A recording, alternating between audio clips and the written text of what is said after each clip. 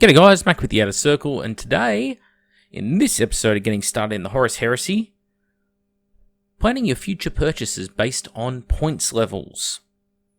Yeah, a bit of an odd one for people, but let me explain.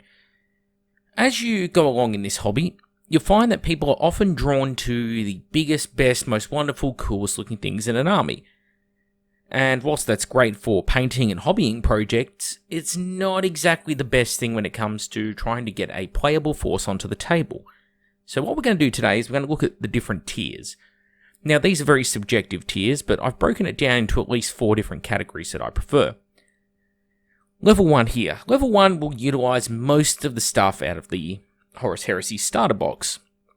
It won't include the Spartan, and it only includes one of the plastic Praetors, and I've added in a Cataphracti Praetor to it.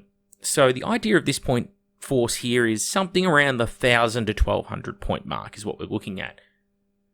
Multiple scoring troop squads in there, at least 3 of them. We want to also have the 10 Terminators, so that this force can be used in either regular games or Zone Mortalis. We have the Contemptor Dreadnought in there, which I would probably arm differently to this. So I'd probably try and either go for all close combat or all shooting, although it is much more viable to go on mixed loadout in this edition because you won't be suffering weapon destroyed. But definitely someone to lead the Terminators, hence the Cataphracti Armoured Praetor. Now, it works really well with this particular box, and we're going to pretend they're Sons of Horus. Then we get to level 2. Now, level 2 is the first steps you should be taking outside of the starter box. I suggest some sort of Sicaran battle tank. Here I've picked the Punisher, but no Mega, Sicaran itself. Something like that would be perfectly fine.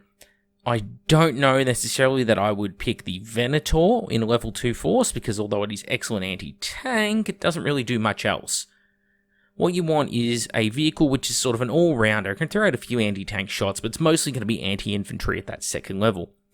Also added some more troops, maybe the 3rd HQ choice here, and of course some transports for those troops in the form of rhinos.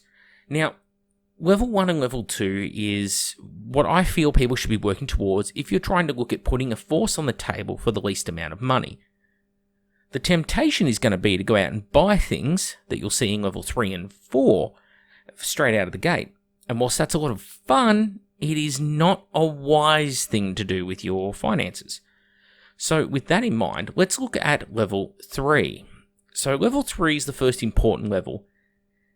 This is where your Spartan comes into play, and it's also where a lot of elite Legion Terminators will come into play. In this case, Justinian, because I've obviously color-coded this to be some sort of weird Sons of Horus color. But if you were playing, say, White Scars, you might have Ebon Keshi, Emperor's Children might have Phoenix Terminators, Salamanders, Fire Drakes. That's the kind of thing you'll be seeing at level 3. Now, you don't have infinite numbers of points, so you don't have infinite numbers of elite and heavy support slots, so you have to start making choices here, especially with expanding your force. Of course, the last thing you have a lack of is, well, money. Not everyone's made of money, funny enough, especially with hyperinflation and all that in the world. And you'll notice the Kratos only really sneaks into this tier, and it's a squadron of 2. So, is it a tank I would really recommend? No. It's not something I recommend to start with, and yet I know people have gone out, they've bought the box set, and they've gone straight to something like this because, hey, it's a new tank, it looks cool, yada yada. You're kind of wasting your money. You're not going to be seeing it in low points levels. If you take it in low points levels, I don't know that's a wise idea, either for the spirit of the game, or even on a competitive level, it might not be a wise choice to take because, well, it's a big, expensive battle tank. And the game in Horus Heresy is based heavily around objectives and scoring units and infantry. Those tanks definitely have their place, but that place is really well over 1,000 points. We're sort of talking 1,250, 1,500 upwards before you start seeing those heavy sort of tanks. And I think the Sicaran battle tank or Predator squadrons far better fit that niche. And that's why I put this in at level 3. We're talking around the 2,000 point build here. Now, another option might be at this level, Leviathan Dreadnoughts and Deredeo Dreadnoughts. Now, you have the points to afford the pair of them. They're both going to be competing for heavy support slots, so taking the 2 of them is a big commitment. because you only have 3 heavy support slots. The Derrideo Dreadnought is going to provide decent anti-infantry, but especially good anti-aircraft and somewhat good anti-vehicle. I say somewhat good because it depends on the weapon's loadout how good it will be at popping tanks, which have very high armor values. That's the Derrideo's niche. It's no good at anything else. It can't barely kick things to death in close combat. It's terrible at that. On the other hand, the Leviathan Dreadnought is just built to annihilate infantry and vehicles and other dreadnoughts. Again, dependent on loadout.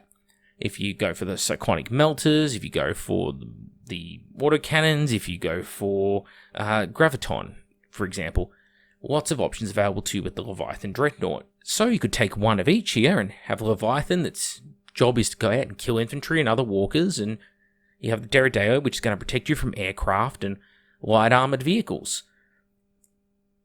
That's an option. Then we get on to level 4. Now, level 4 is the fun tier. This is where you've got enough stuff in your army that you can really look at playing bigger games and playing things outside of the box. And that's where level 4 comes into its own. Almost exclusively, events cater to super heavy tanks, walkers, that sort of thing. Primarchs are sort of a contentious topic. They're often banned at events because, well, the reasons vary, but essentially it comes down to narrative more than even the way that they break gameplay, because there are plenty of ways of tying up Primarchs so they achieve nothing all game. That is definitely a real thing. It's more down to the fact that if you're having an event, and let's say 3 Sons of Horus players end up arriving at your event, and they're all running Horus, it kind of kills the immersion even more so than when they have different special characters in play. That's the big reason why you don't see a lot of Primarchs. Not because they're not fun or can't be fun or they can't be stopped and they're not that strong, but more because it just narratively kind of is, oh great, Primarchs. Super heavy tanks, on the other hand, it's the perfect level for them, and I still don't rate the Macedon in the new edition, but the Glaive here, as an example, is quite good. Typhon has its place, nowhere near as strong as it used to be.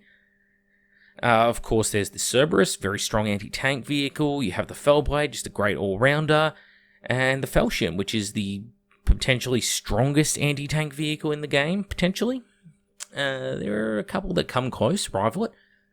But that's the sort of thing you should be seeing around level 4. So let's sort of go over that again. So level 1. Level 1's the genesis of your army. 1,000 points, 1,200 points, something like that. Good for playing those skirmish level games. You're not going to see too much divergence here between legions, because unless you're taking all your legion tool, sort of tactical toys, most forces are going to consist of a lot of repetitive units. The same sort of HQs, the same sort of dreadnoughts with similar loadouts, and, you know, that's not a bad thing, because this is the points level where you're getting those 2 troops, 1 HQ, in place, the genesis of your force, right? This is the heart, the core that you build the rest of the force around. And it's only when you go up in levels that you slowly start adding more and more killing power and moving further away, so that whilst you start with basic infantry and basic terminators and a basic Contemptor Dreadnought over here, as you move up, you end up with elite terminators, elite dreadnoughts, okay, up at this tier, and your commanders are Primarchs, potentially, instead of Centurions, or Chaplains, or Champions.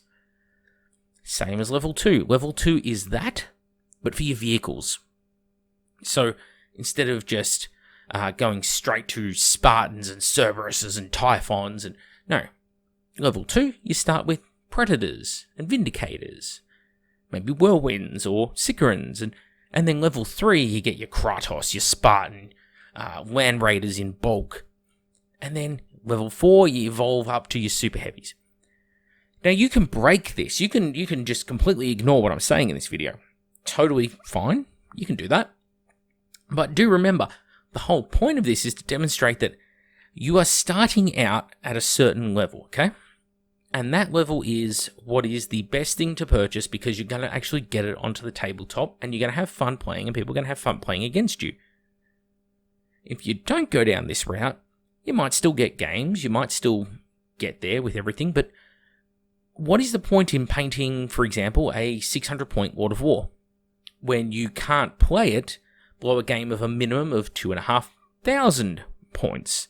Because one of the restrictions that lives in Heresy 2 that was there in Heresy 1 is that a Lord of War cannot take up more than 25% of your total points value. That means a 500-point Lord of War will need a minimum of a 2,000 point game, and it must actually hit that 2,000. Rules as written, it's 1/4 of the points you've spent on the army, not the points allocated to the army.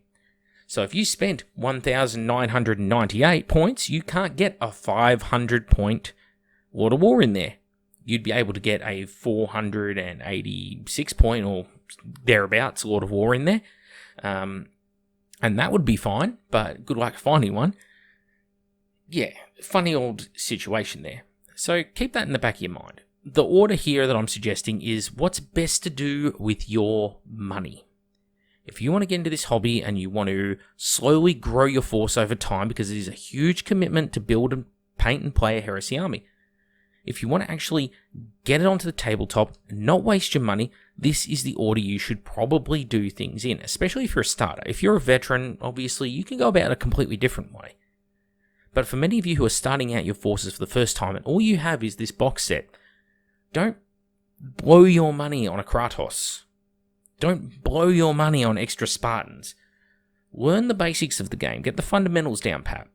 Get that first 40, 50 infantry painted up. Get that Contemptor, a couple of characters painted up. Play some games with them, and then start expanding the force. Don't just try and go from 0 to 100, because I don't think it would be a very fulfilling and rewarding experience. Anyway, that's all for me. Mark with the Outer Circle. Thank you all for watching this episode. I hope you got something out of it. We'll be back soon in the coming weekend. We'll probably see videos starting to drop from the channel where we talk about the Salamanders project. We'll get the first work in progress shots on that. Remember, we're going to start from Saturday, 3 weeks. I've already done a test model for them. But the true countdown and the actual hard yak will begin from Saturday. 3 weeks to build, paint, and play. Well, I don't know about the play part, but at least be playable. The entire box set, converted green stuff, 3D printed parts, the works, Salamanders. It's going to be a really fun project, and just a bit of a wink and a nod to certain influencers and such who didn't paint their box sets that they were given for free. That, you know, this community has a lot of passion, and I think we should really show that passion, set that standard, and set this edition off to a great start. Anyway, that's all from me. Catch you all on that episode.